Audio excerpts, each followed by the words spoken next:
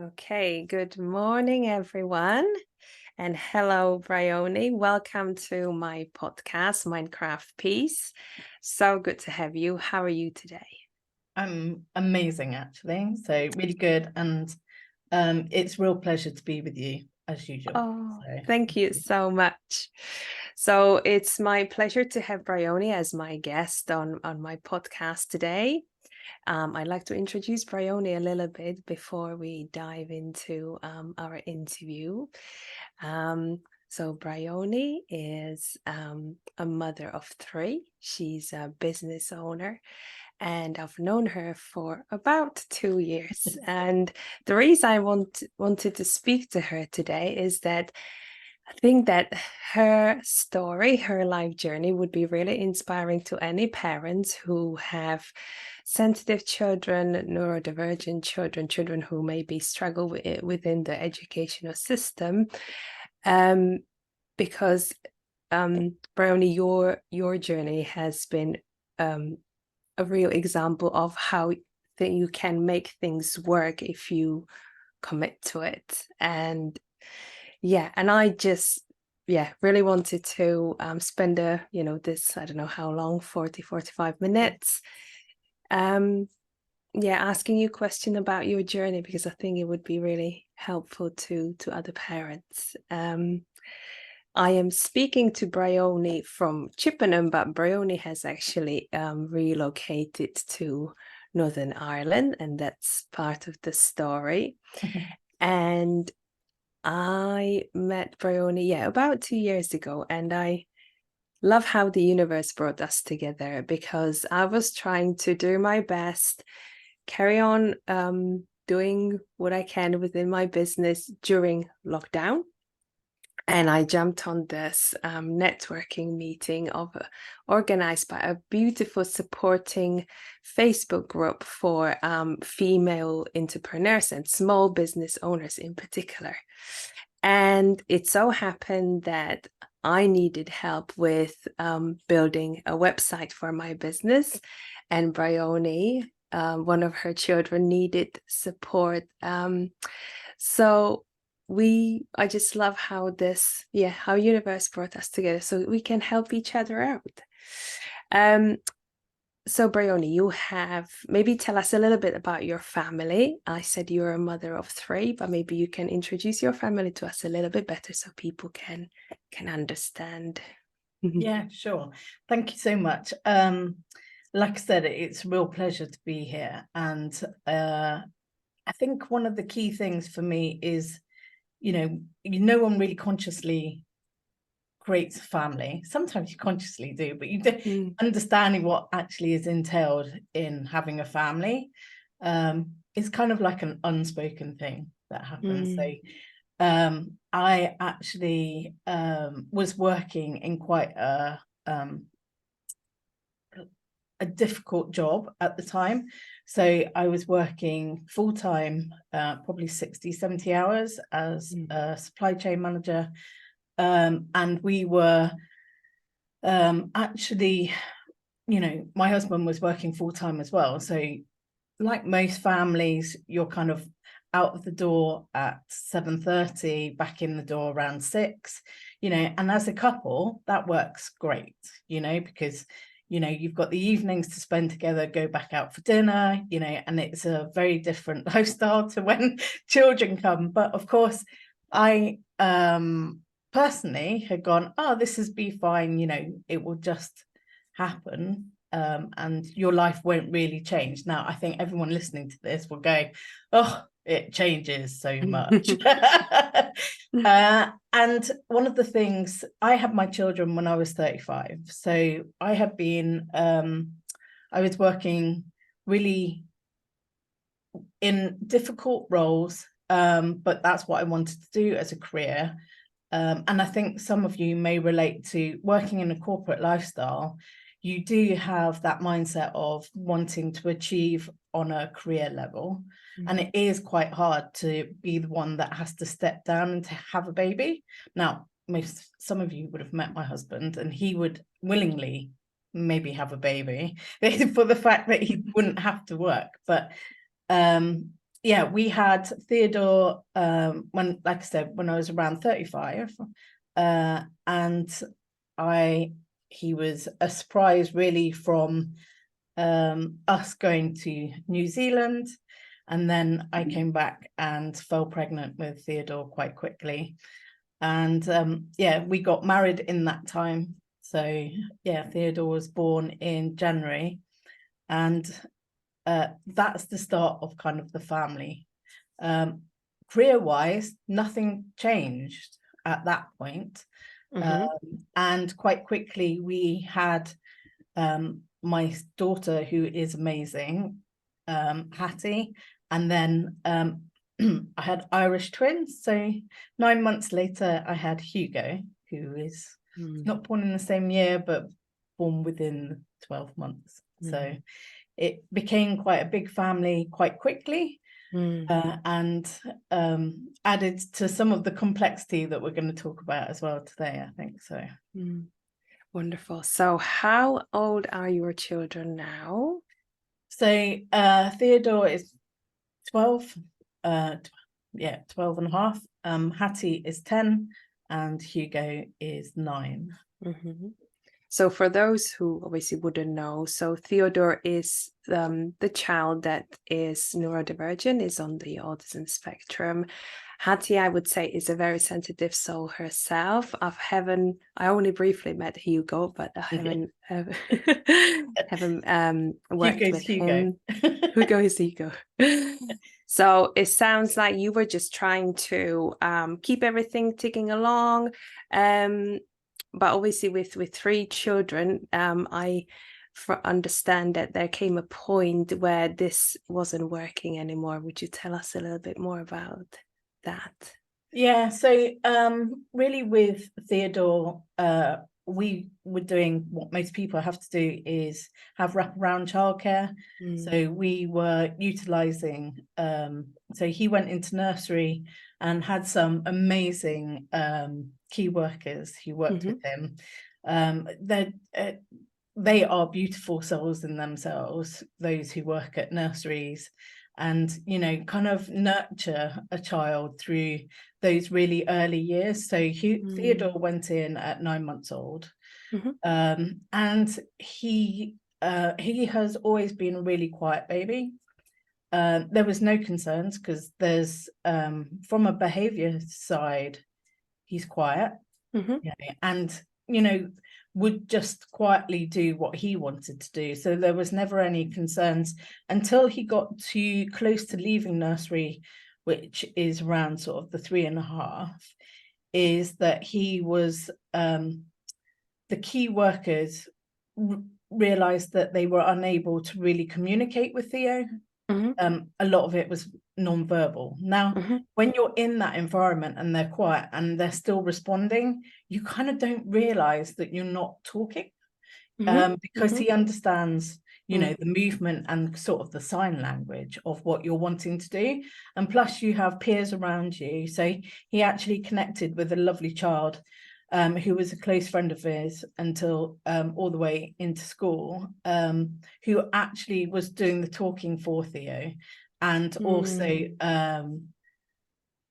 in theory guiding him to the expectation of what the nursery wanted. So it was more in the latter part, because he was a lovely child, and, you know, very blessed to have that. But it's the quietness that actually, I can remember turning around to Phil at the time, who's my husband, and going, this is going to sound bizarre, but my son's too quiet.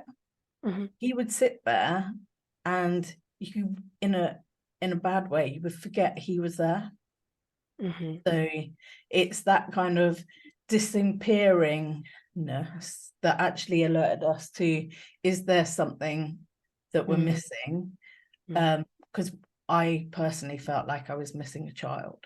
So that's kind of the first stage. So Theo was around 3.5 years old at that time. That's That's a really kind of sensitive time for, actually, that's the age when a lot of parents actually experience the opposite of, you talk about the terrible 2s and 3s. All it is the child finding its own identity, wanting to obviously be heard, and vocalizes whatever needs they have. And that's what most people find tricky. So it must have been such a contrast for you, to be experiencing this. We were having quite a tough time around then as well, and that I have a Theo, which is a very similar name, and he wasn't speaking until closer to 4, and there was a part of me that felt something's amiss as well, whether I'm not sure whether I was considering autism, maybe I was, but we did go through speech and language support, which, to be honest, made no difference. But that's when I always encourage women to really listen and hear that intuition that comes through about something's amiss, something's wrong. So that's really good that you obviously picked up on that. So when was the point when you thought, I recognize my child is different? When did it start to maybe cause some problems for you as a family, and him especially? Did he start having any problems? Would you tell us about that? Yeah, so I think this is going to sound bizarre, but I think you always know if your child's different. Obviously it's harder to gauge that if you're a single child. I think families who have other children who come behind the eldest quite quickly obviously can see the difference between children. Obviously I feel for parents who, through that COVID time, because obviously they lost all that connection with other peers.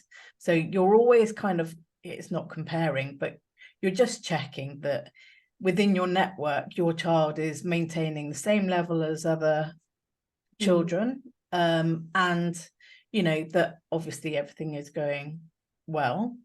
I think it was definitely when you are between 2 and 4 and carrying on, you're inundated with birthday parties and everyone's invited.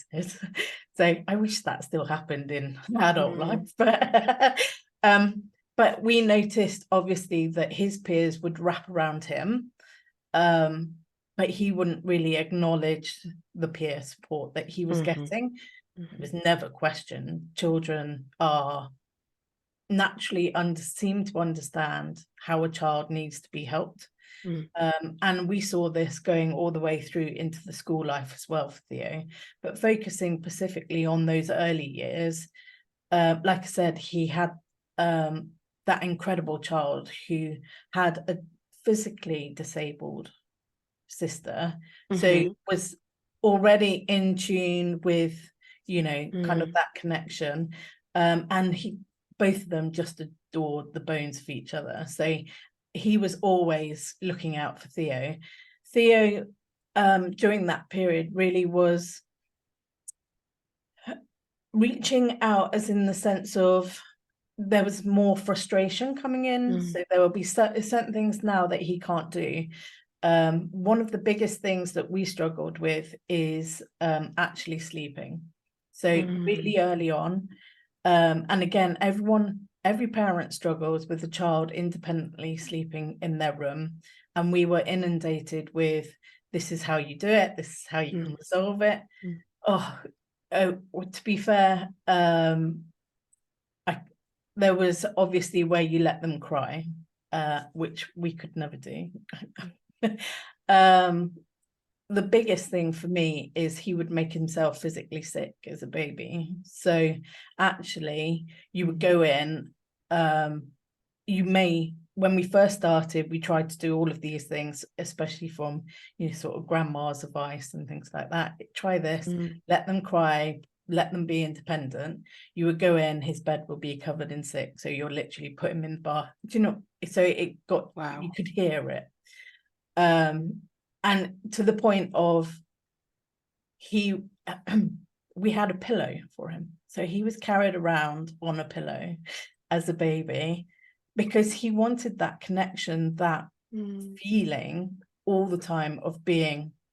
We joked, we said about being back in the womb, about being It makes at. perfect sense. Yes, but Yeah. like so he always cohabit with us ever since that time. So you can imagine having 2 other children quite quickly after. They're going, how come he can sleep with you? How come we have to sleep on our own? Obviously, when they were babies, they didn't really realize, but you know, they got quite aware of that situation. Did you have a really big bedroom when you had all 5 of you like it? Really so not necessarily. We made sure we had a very big bed. And I think the key thing for us was, the most important thing that I needed was sleep. So if I can't function, then the whole family doesn't really function. So the biggest thing for us was, the most important thing as a family is to get sleep, and however that needs to happen, that's what we focused on at that time. And also, you know, so obviously quite quickly we realized Theo has quite a restrictive diet, and obviously we started restricting that right down to what he just needed, and working with them to just make sure that he was getting what he needed, but also really recognizing what he could eat, and really focusing on just making sure that he was fed, rather than trying to because he was our first child. We had the milestone book, we had the, you know, this is what we're doing, this is the perfect world, and quite quickly we threw all of that out the window and just went, we need to listen to this child, and as a family to be able to focus on what we need to do. So it feels like a blur looking back on it, but in that moment there was so many family adjustments that we were making around him, to make sure that children could sleep, to make sure that we could sleep, to make sure that that we could kind of work as a family, whilst both of us were still at this time working full-time. I was gonna ask. Wow. So yeah, so it was I think, and that's probably one of the biggest considerations, is that Nursery were probably communicating some of their concerns in a soft way, saying he's not communicating, he's not able to talk to us, could you know, is there any problems at home, do you have this? It is so different at home to what it is in that kind of environment. And I would say that it's trying to make sure that you can hear through the noise of life, because if you're in that, there will be key words that will be happening now, but because of the noise of everything, that you're late, you're picking them up late, you got stuck in traffic, and you've got the world in your head rather than what they, you know, and they're not necessarily saying it in, we think there's a concern. They are probably just saying, he's been really quiet today. You know, is there anything we should know? Because at that time we were like, it was more the fact that he was so different at home to those environments. You know, was probably another trigger where we're like, something's out of sync, something's not working in that environment. He needs to be as safe as he can be at home, really. That's amazing. There's a couple of things you said that I just like to kind of comment on. I think it's amazing that you really listen to your intuition about him, like you said, picking up on those words that may be kind of repeated, and not just go through the motions of the day where, you know, life, it just happens and you just get up in the morning, move through the day, and then go to sleep. I think that's amazing that you maintain that even when you had such a busy life. the other thing is, I really like that you really put your needs first. I think that when just reflecting on my own journey, even though my sleep was like my biggest need, I was incredibly sleep deprived, then postnatally depressed, all kind of all happening at the same time. I still wasn't in a position to kind of make arrangements and adjustments so that my need is met. I just kept going, thinking, well, I just need to get through this, I just need to carry on. I didn't ask for any help or anything like that. I just thought, well, I guess that's just how it is. And for me to hear from you that you as a couple made this, decision that what matters is sleep, and it just, whatever way it happens, but we just got to do it. And just wanted to comment on that. That's brilliant. Yeah. Or maybe it could have been just circumstances that you were just like so sleep deprived with 3 children that they just like, it just happened. I don't know. Well, I think the key thing, probably the main driver, was that we had to go in and do difficult jobs. And if you're sleep deprived, you can't. No. We're driving cars and traveling 45 minutes. We want to be safe. And also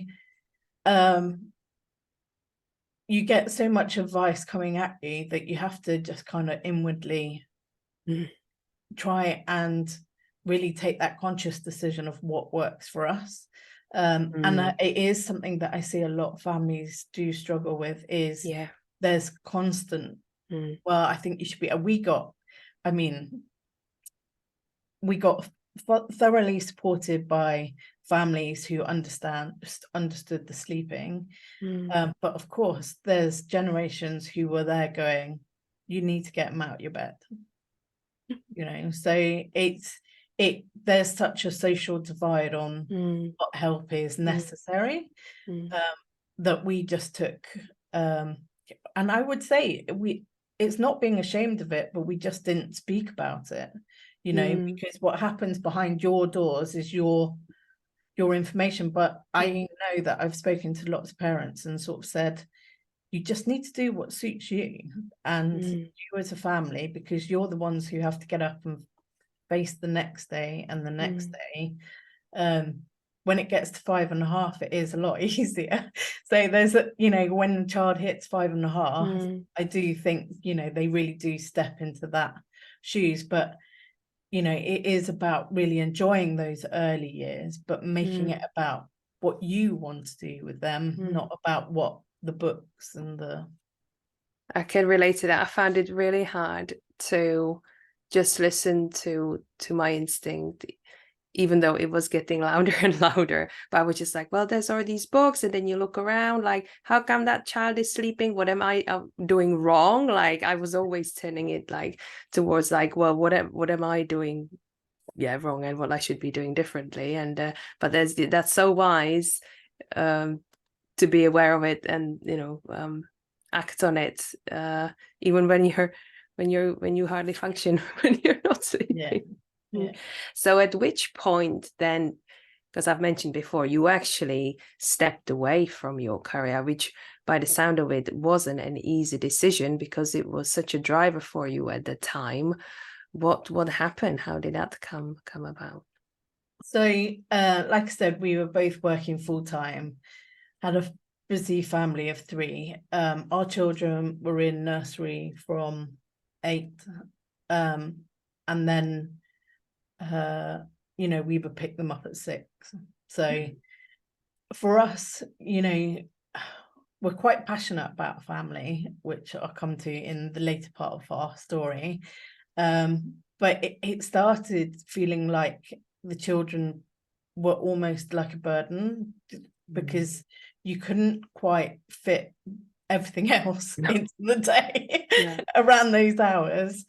And obviously, so having 3 quite quick means that they were pretty much in nursery the same time, which is fab, because nursery does 8 till 6. Schools don't. Schools do early breakfast from like 7:30 to 4:30, 5 maybe. You can find that wraparound school care that may go a slightly later.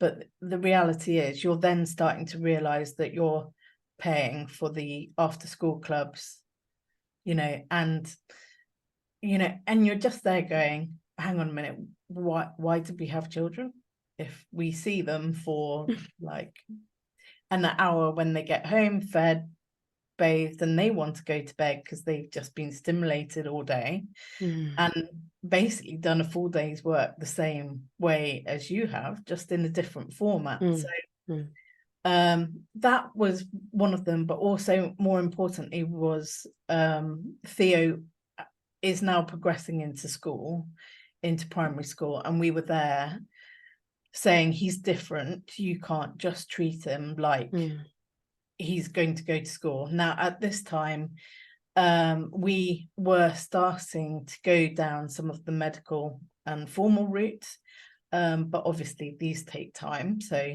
there was notes from the nursery that there were, he needs to be engaged with, he needs to be communicated on a non-verbal visual side. But obviously he didn't have like an EHCP, educational healthcare plan. So as we were progressing into the school, we were definitely getting a lot more vocal about how he would need to be looked after.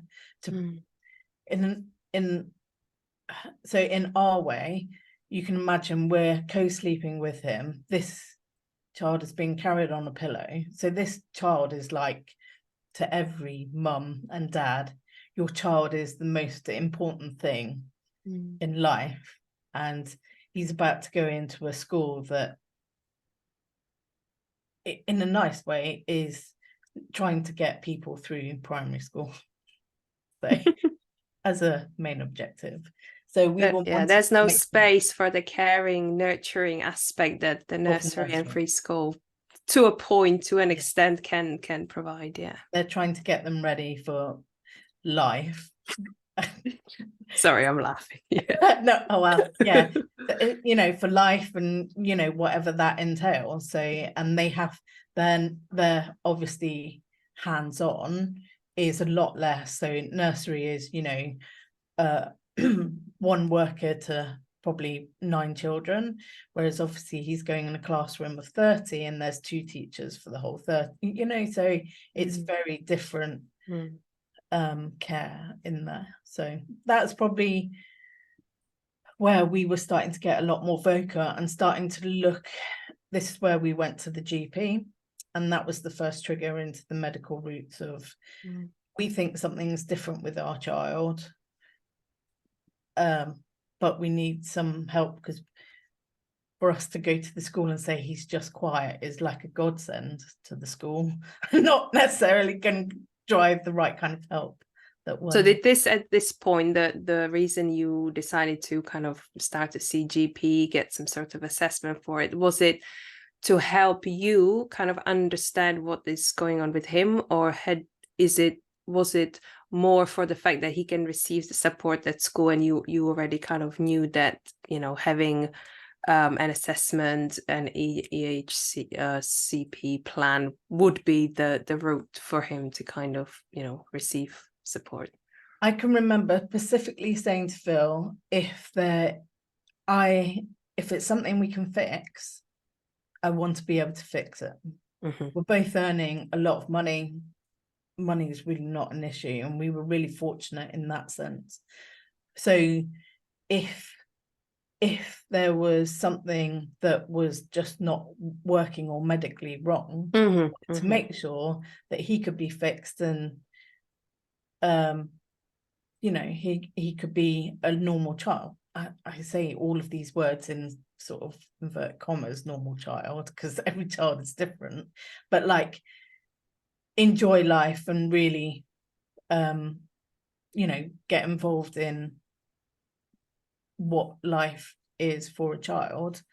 And then if there is other concerns, then obviously we would approach that. But it was very much like, if there is something wrong with him and it can be fixed, I don't want to not know about it and not fix it. So at this point, had you considered autism, or had you an idea of you know, what it is that is different So I'm going about to be him. really blunt with you. I didn't know about autism. That's fair enough. That's why that's why Yeah. I asked, because, you know, after you'd studied or, you know, educated yourself, it seems obvious. But if you're with, you know, still a relatively young child, and, you know, you do realize that they're all different, then of course you'd want, you know, first know that he's fit and healthy, and that there is, you know, nothing wrong. So yeah. So autism never even crossed our minds. We went to the GP. The GP obviously goes, yeah, he's definitely not Your standard child. your standard child. He's lovely, but there's definitely something in the background there that isn't right. So we were referred into I always say pediatricians. Yeah. The pediatricians, and of which I think everyone will understand is a huge waiting list. And it was a couple of years, really. So like I said, we were fortunate, because I'm still working at this time. We actually went down a private route. So that's where we started looking for people who could help us through the we looked for a private pediatrician who could go through and see what just assess them, really. And we were really fortunate, actually. We found someone who was probably an hour's drive away. We couldn't be more than an hour, because Theo gets motion sick. So and obviously as baby, we still travel with a lot of cleaning up stuff, and we take journeys very slowly. But from our point of view, we were really fortunate. So she was in Stratford-on-Avon, and we visited her a couple of times. And this is where he got initially diagnosed with ADD. So and you lived where at the time? Sorry. So we were in Worcester at the time. Okay.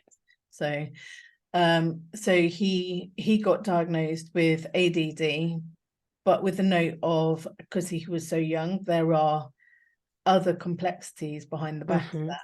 And actually at that time we were really fortunate, because she worked in conjunction with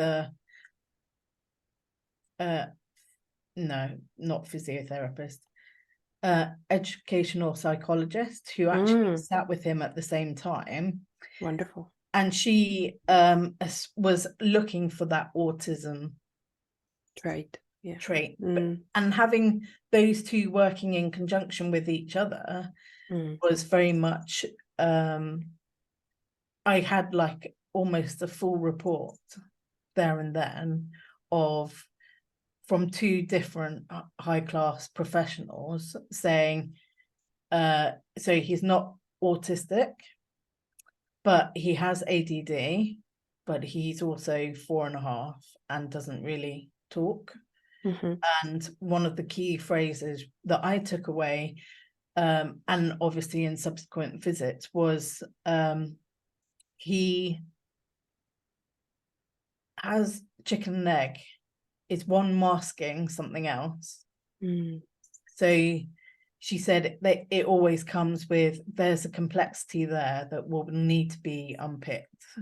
And I think for us it was, you know, and again, you know, obviously that came with, do you want him medicated? So though we had the private healthcare and gone down the route, and now had this whole world suddenly opened up to us of, I can remember driving home crying, going, you know, because you can't fix ADD and you can't fix ADHD, and you just can't fix it. And that's one thing that my parents really struggled with, is this is who he is, but this is who he is, and he's going to have a very different life, see a very different life, even at that age, you know, going through. So it was really tough. We're really glad we had it, because it, you know, obviously got us a quicker answer. But yeah, you're then realizing that there's a whole world that you're going to have to fight for. So, and that's where, to answer your previous question, is something had to give. And that's where I was actually working in Belfast at the time, so I wasn't even at home. Phil was looking after 3 kids on his own, working full time, and I was traveling to and from Belfast from Monday to Thursday. And Phil was like, "You're just going to have to burn that bridge. Can't do it anymore." So I stepped out of corporate work, and I literally stepped out. I was like, just gone, which I would never recommend, because actually, basically, when you've been doing that kind of career, corporate lifestyle, you suddenly realize that's actually my life. So I actually lost confidence in absolutely everything then, and really struggled to pick myself up, to the point that I went to the GP and went, "I don't know what to do." And he's like, "I haven't seen you for 7 years and you've had 3 kids, and so it must be bad. What do you need?" And I was like, "I don't know." And do you know what? He gave me antidepressant tablets, which I didn't take. I just needed to have that conversation with someone going, it's massive. And obviously it was one of the things that I remember sitting in there going, I just need to talk to someone. And this is where obviously we started to realize that we were going to have to fight for what we needed. So wow, that's big. Yeah. And that the visit to the GP and the acknowledgement that the way you feel is absolutely normal given the circumstances. I think as women, as mums, that's what we often need to hear, is that, you know, you're doing what, you know, everything that you can. And to hear it from someone else is really reassuring. But I can't imagine how hard it must have been for you, given that, you know, if you just count the hours of the day that you spend in the office, the amount of energy that's gone into building all of that, to then go, you must have been really just committed to the family at this point to do that. Yeah, literally burn the bridges. But yeah, that must have been, yeah, I'm not surprised that you've all of a sudden lost your confidence, because that was your road, and suddenly you were adjusting to this very different, very full on, very demanding, but unpaid, and the rewards are kind of, you know, up and down.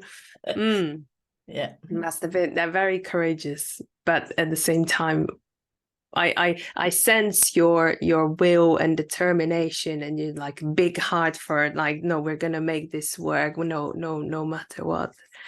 Okay, where should we go from here? One thing I just wanted to go back to is the different wise words were given, or advice about, you know, what's best for the independence of our child. Well, I learned the hard way. And then, you know, if you do kind of go down the route of educating yourself a bit about, you know, child psychology, brain development, actually, all of the studies and literature will confirm that you will do best to create an independent child if you actually give him and honor the attachment that they need in the younger years, and that separating them into rooms is only going to make things work. They may look like that they're okay. There's I love the work of Gabor Mate, who is expert on trauma, is that, you know, when you, and I don't, this is not to make any woman or mother feel bad, because the bottom line is you are always doing the best you can with the knowledge and expertise that you have and experience. But if you leave your baby to cry, and they then eventually stop, it's not because they don't need you anymore. It's because they've learned that they're on their own and no one's coming to them, and they shut down, and the attachment is severed, and that is trauma, basically. So I could never do that like you. My Theo slept really, really badly, and like I said, I wasn't in a good way myself, and sleep was the one thing, and yet I couldn't leave him. I tried to leave him to cry, but I couldn't. But a little detour on our No, conversation. well, I'll tell you what happened is we always so we've always tried to put him in his own bed. This is your space, this is your room, to the point where Phil used to sleep in the cot. Phil's 6'3". I'm not kidding. Not kidding. And it's like we used to end up just sleeping in his room. So then you're disjointing the family even more, because then I don't think me and Phil have really been together for 9 years. Is that how old you go is? But from a point of view, so we went in, we left him, he was quiet. Obviously you're putting kids down at 6:30, so we're still watching TV. He was screaming. We're still up and stuff. I went into his room, couldn't find him. I turned the light on, there is no child in the cot. So I don't know where he's gone. And then are you able, I'm not sure if you can still hear me. Seem to have frozen.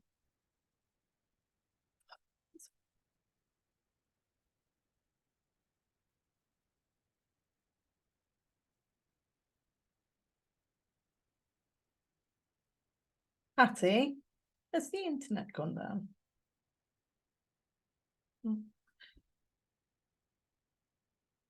No, internet. Oh, it might be her end.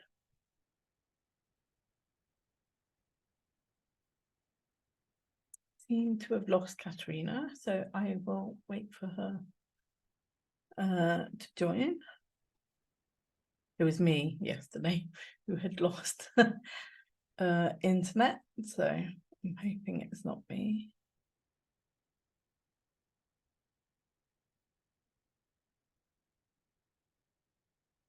I'm really sorry to everyone. My laptop just died on me just straight after I laughed. So maybe it doesn't like me laughing. Who knows? It's but right, I'm back. I held the fort. Thank you so much. Yesterday. Thank you so much, Brioni. So you've the last thing I heard about you talking about Hugo screaming whilst you were trying to watch TV. Yeah, so Theo was really so he was screaming, come and get us, which by this time we're used to. We go straight in, turn the light on.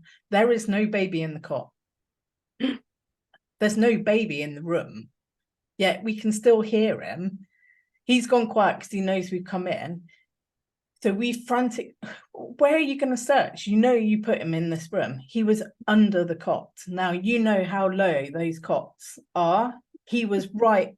So we still have no idea to this day, but I was like, right, I'm done. I am done with all of this. I am done with his own room. I'm done with sleeping separately. That child is going to stay fixed to me because I cannot go through.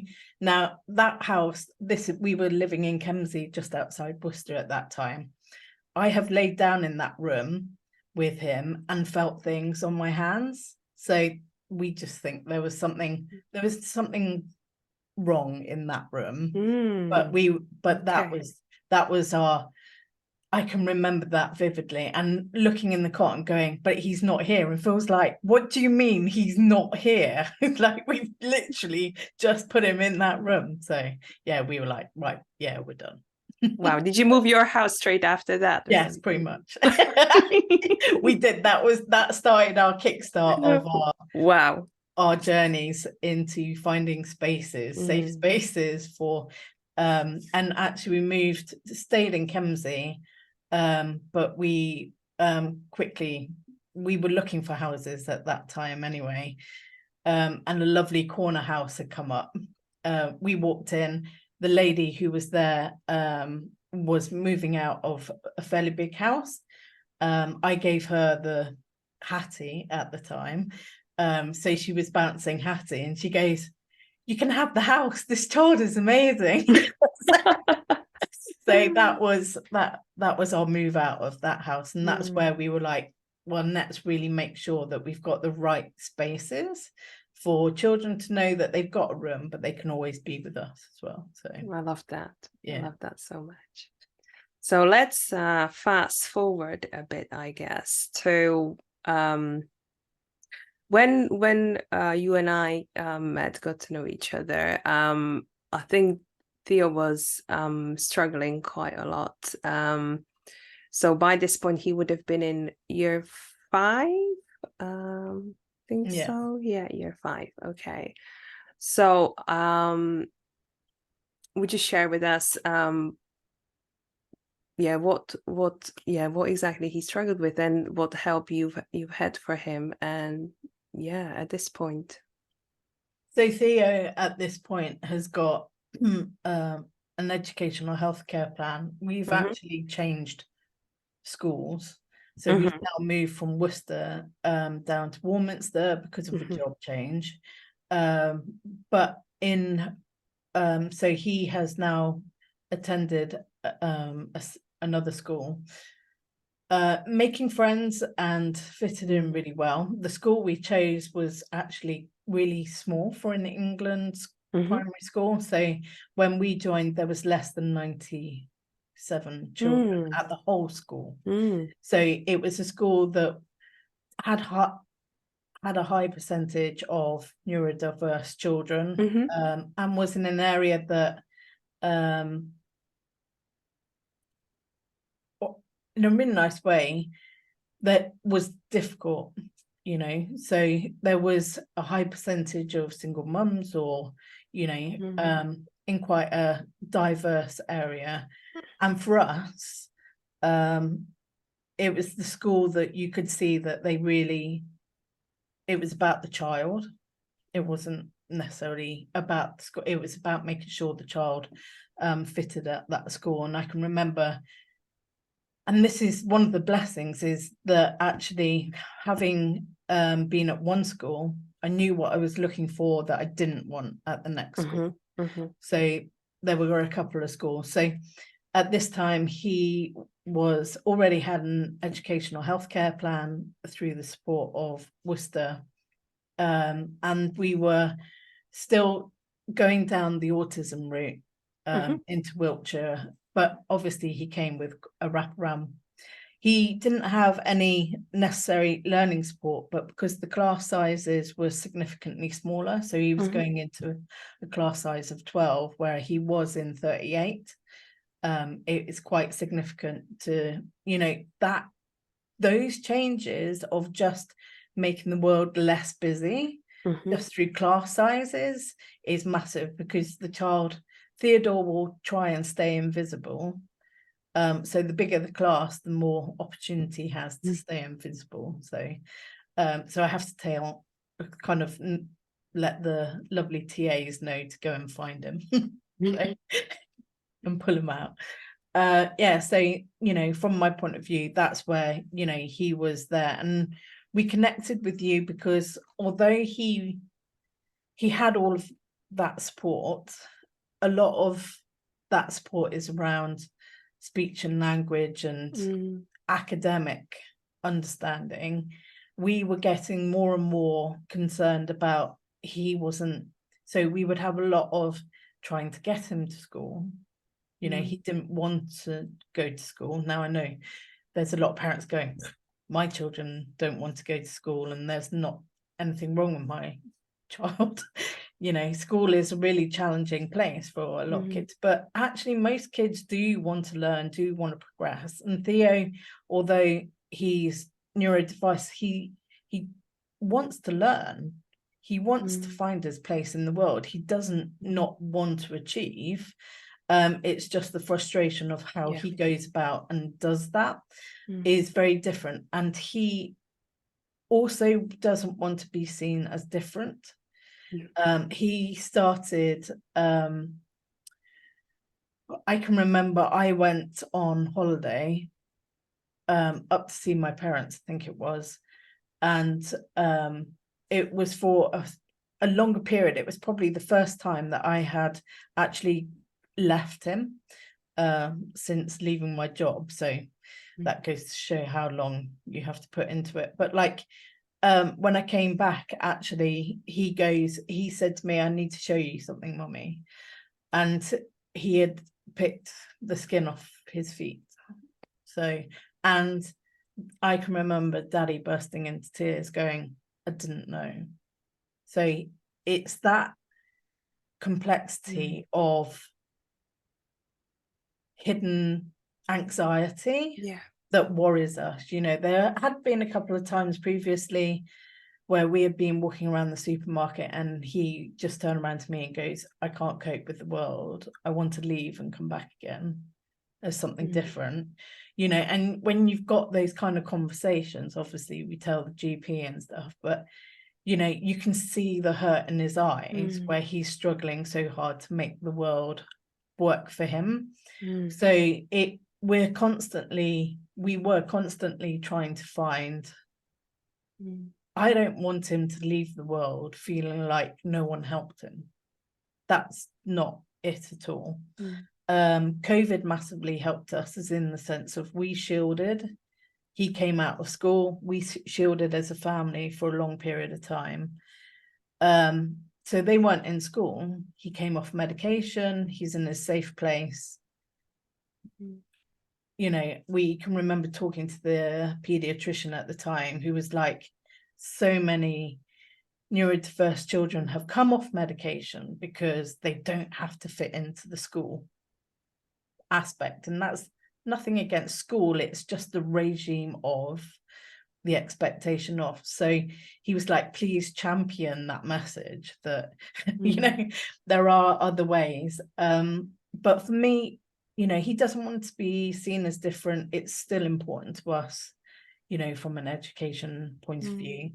But from our point of view, it was that connection of, I need him to talk to someone who can alert me if there are darker feelings inside, or he needs an outlet. He's naturally, they do come to mums, you know, and we're blessed, the 3 kids know to speak to us, and they do at the moment. Like I said, then only 12, 10 and 9, but I want them to feel like they have someone. This is where I make Katerina cry. But I want them to feel like they have someone in the world that they can connect to and go, I'm struggling, and it's not too late to be able to do something about it. So that's where, obviously, we were talking in a network meeting, and I think it was quite a small network meeting with the businesswomen in, which was amazing. And yeah, we just hit it off straight away. We were like, oh, we've got this, and we can do this, and we can, you know, and then yeah, so for me, I connected straight away with Katerina to kind of support Theo in that kind of framework. It's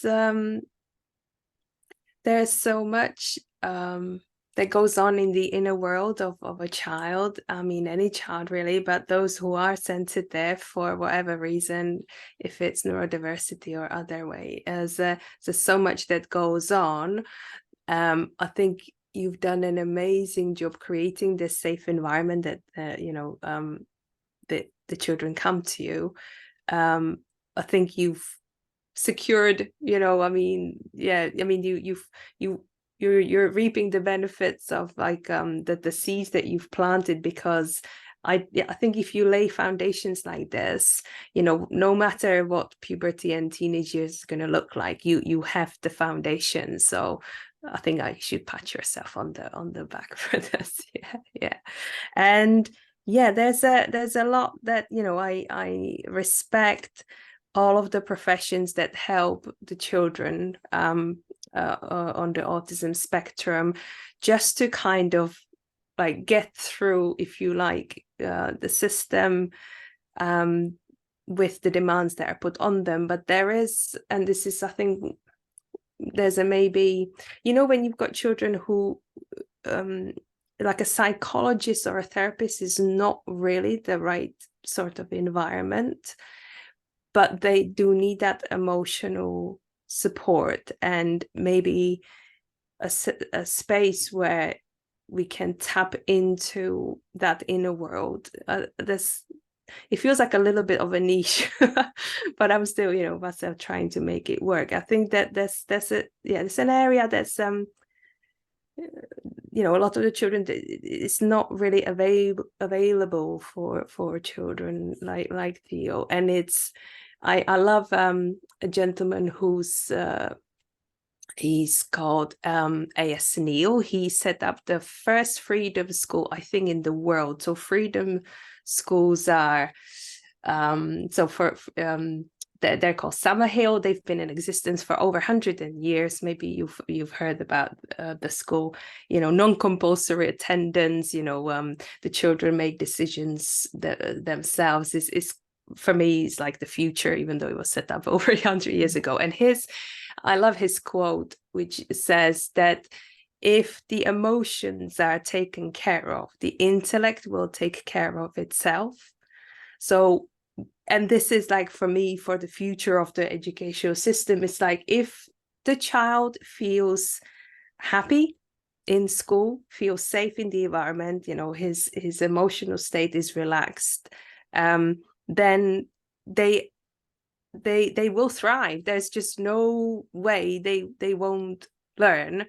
Well, it depends what they're learning, but that's a conversation for something else. But there's so much, it's so important that, you know, children, we all really, I mean, can you imagine being in a job where you feel constantly stressed and anxious? You can't do your job properly. And it's the same for the children. So I just wanted to touch on that. And so, you have, I'm going to interrupt Katerina, because she says that she doesn't know what benefit she gives. So we've spoken about pediatricians, psychiatrists, physiotherapy. Theo's had speech and language. We've had autism specialists. We've had everyone who have all contributed to the story of Theo. So with Katerina, what she provides is that constant, because all of those people can only be in Theo's life for a certain period of time, and they then have to write a report and be an objective source of what comes next. In all of his reports, they have said there is a complexity to Theo that will be unpicked when that time is right for Theo. And for what we have with Katerina is that I know, and we've definitely called on her support, is when he's having a time where he can't verbalize or talk through something, which he really struggles with because he can't find words necessarily, is he can talk to Katerina and she can relay that conversation or story, and also embed that in a way that is useful for those external parties who aren't with him for so many periods. So it's that although you're a significant part, because it's that constant. You can see him change. They can only see him change through the reports that they receive. So and I think most that I have spoken to, we call Katerina. So everyone goes, does he have a cat? Do you have a Katerina? Do you want a Katerina? So but even Theo's now at learning support assistant knows that he has a Katerina, and Katerina then inputs into some of her support work or conversations. So there's such a community around Theo. And I think that's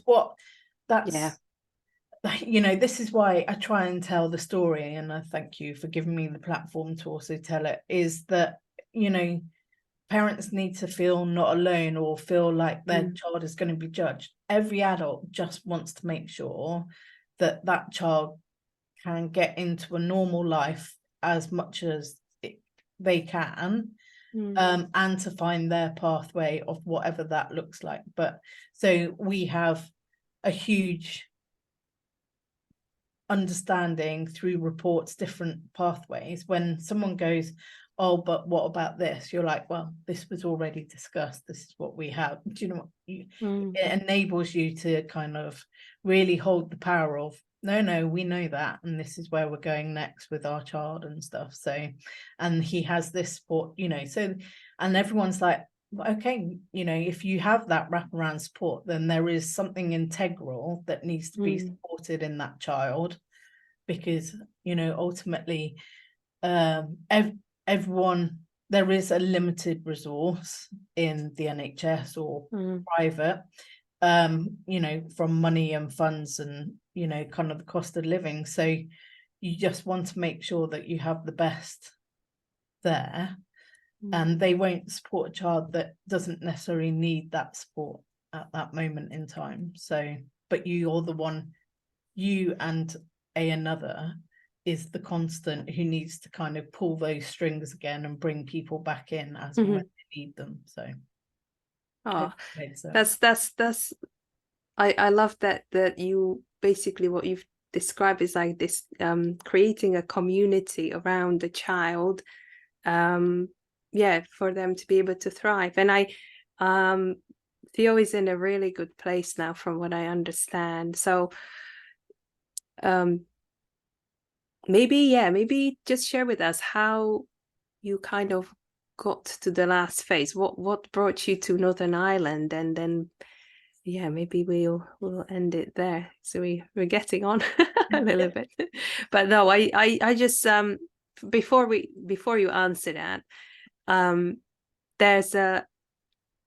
I sense so much determination and dedication to making this work for Theo, and I can't imagine it must, you know, be exhausting, overwhelming, frustrating sometimes, you know, dealing with the system.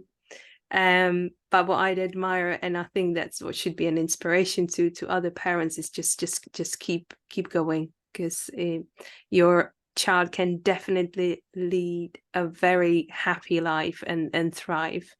It's not you know, any diagnosis, if you want to call it that. I wouldn't, but hey, the world, you know, these children basically still live in the world as it is now, and it still can work. And I'll hand over for the last chapter of your journey.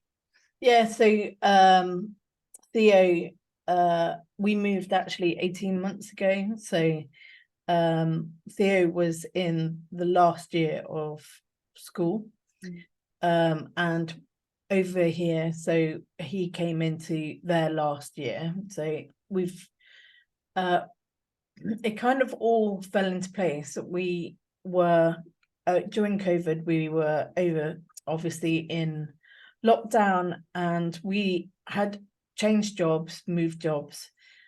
Things had changed naturally, and we were living in a place that we had only moved to stay as a family, and to be connected through work. So actually Phil turned around and says, why do we live here? You know, that's too a broader question. And we looked at areas that we would like to move to. My best friend, as everyone knows, lives in Northern Ireland, and she's an integral part of our family life. And obviously through COVID, we hadn't seen her for about 3 years. The children have known her. She is like the fairy godmother to the children, you know, feeds them chocolate secretly when they're not meant to have it. And, you know, so from our point of view, we wanted that community again as a family. Phil only had 2 numbers in his phone, you know, taxi and Indian company. So it's one of those where we wanted to reconnect as a family. We loved that whole period during COVID, although unfortunate. It really made us really focus on the center, the family center. And for us, it was just made by the fact that actually our house was wanted and sold within 2 weeks of going on. So actually that kind of decision was made for us. We moved and settled Theo. He was ready to go to secondary school in Warminster with a good transition plan, but no extra help. We moved in February, and by May, we had him going to the secondary school over here with a learning assistant who would be full-time with him. Over here, it's child-led, very child-led. And we engaged with the secondary school, and he's obviously just going into now what is year 9 over here. So he's done a full year of secondary school. And the transition has just been beautiful. You know, for us, it was again that whole cotton wool. How do we make sure that he can cope in an environment? Actually, the school have a huge playground. How do we make sure that he can minimize it? Actually, they have a courtyard right in the middle, which is for the neurodiverse children. So they have actually a place where they can be together, and they meet together. And the nice thing is that is all ages. So from age, 8 all the way through, they can choose to be there, but they can choose also to be in the big playground if they want.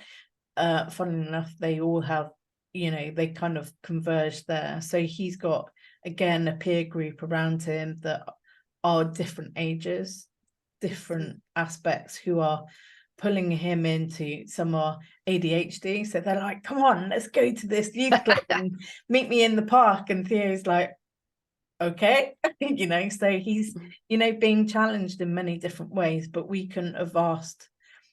It's been a beautiful experience, and I'm sure you've seen that through the conversations that you've had with him.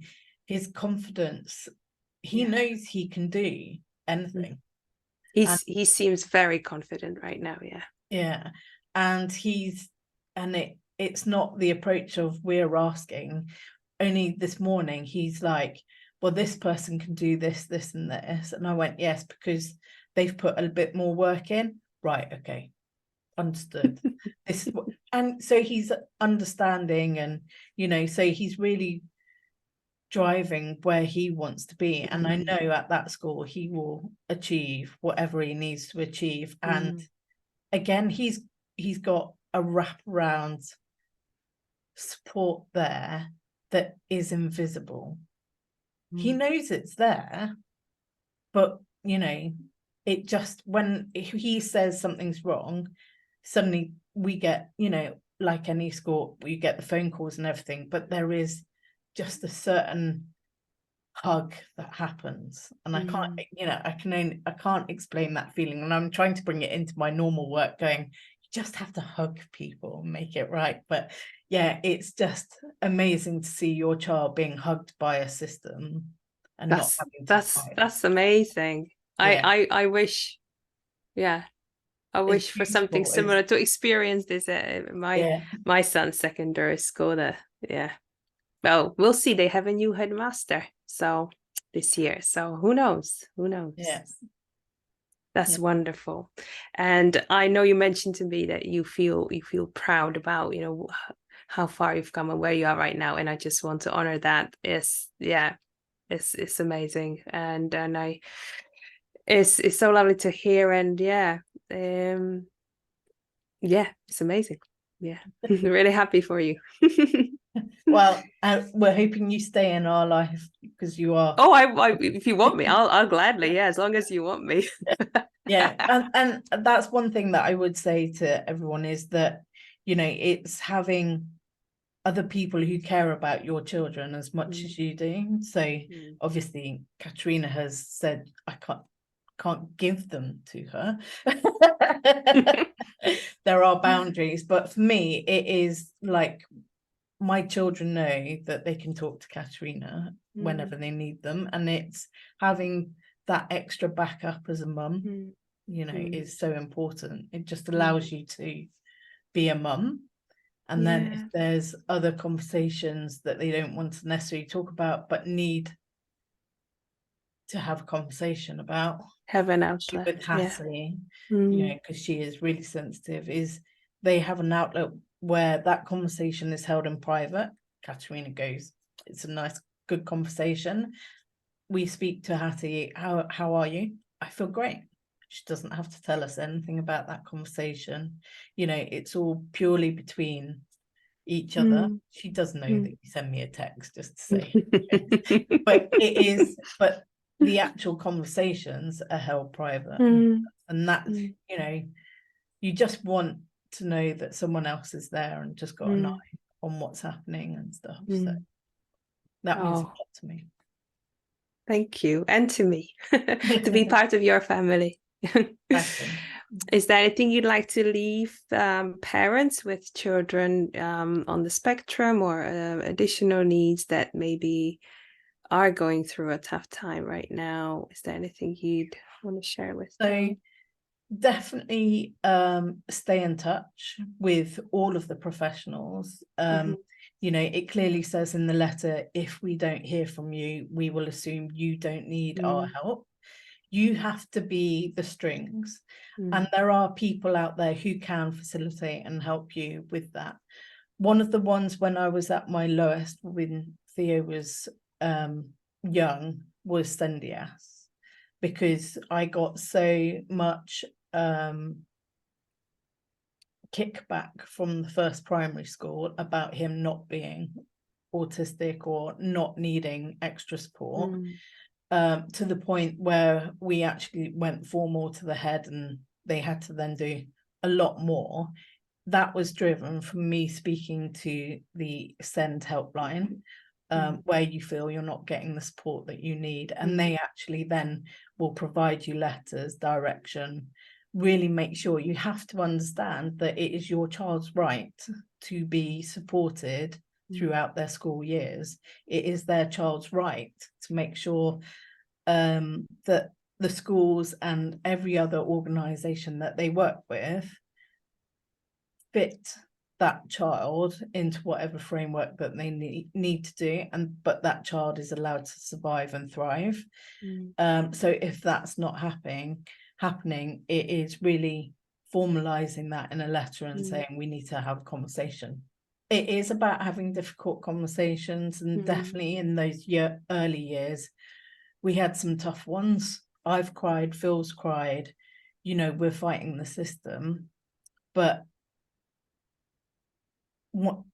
just don't let the system win, because I can tell you now that the world is made up of what, 1/3 neurodiverse people, parents and stuff, and I would say that the world needs those more than ever now. So if you can make your child realize that the future's theirs, you know, that's just amazing, because at the end of the day, we do not need people who just follow a system. We need people who can change it. So yeah, I feel exactly the same way. I think we'll be seeing and hearing more and more from neurodivergent people, because the system's broken, and I mean a lot of the systems right now, and we'll need, if you want a person who thinks outside the box, like literally, then these are these are your people, because the ones who've just learned to do it the way that you're supposed to do it, they're not able to come up with those solutions, and unfortunately the system doesn't support that way of kind of development either. So, but that's for another conversation again. Okay.